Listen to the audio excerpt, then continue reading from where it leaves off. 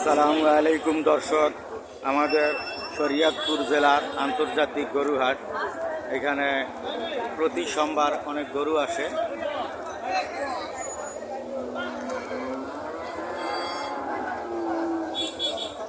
ছোট বড় অনেক ধরনের গরু আছে, মাশাআল্লাহ। বিশাল জমজমাট একটি হাট।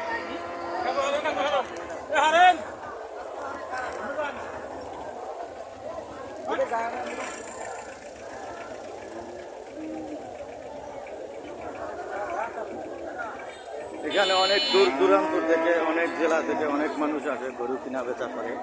এখানে